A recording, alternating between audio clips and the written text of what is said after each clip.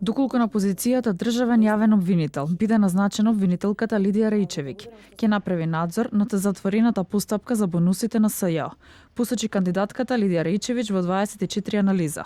Според Рејчевиќ, приказната со СЈО еднаш за секогаш треба да се разреши. Од СЈО не испорачале и не ги оправдале очекувањата.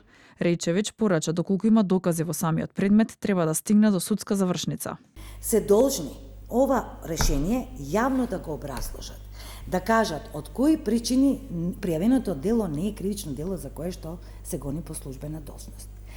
Какви действија се превземени хронолошки, затоа што тоа е еден вид на информација во нашето работење. Навистина препорачувам институцијата, особено обвинителот државен, што ќе дојде да седне на тоа место, веднаш да го изнесе решението и да го објави. Според обвинителката Ленча Ристоска, постоела законски основ за бонусите и според неа нема ништо спорно.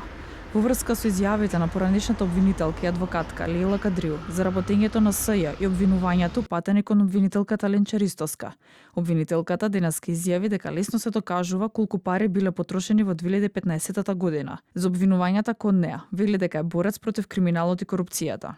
Во делот нападите на колешката Кадриу беа изнесени лични навреди кон мене.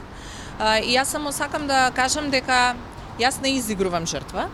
Јас сум борец против криминал и корупција и за мене е сосем логично како одреден профил на лица се чувствуваат, би рекла, засегнати од мојата детерминираност во ваквата борба.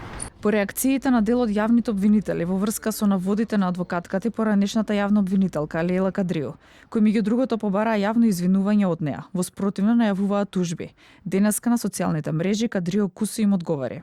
Не гледам основ за извинување кога сум изнела факти, хронолошки и професионално, но ако за нив вистина е навреда, тоа е веќе нивен проблем, не е мој. Постапката за нов државен јавен обвинител е во тек. Во вторник Советот на јавни обвинители на седница ќе даде мислење на владата по предлог за именување на државен јавен обвинител.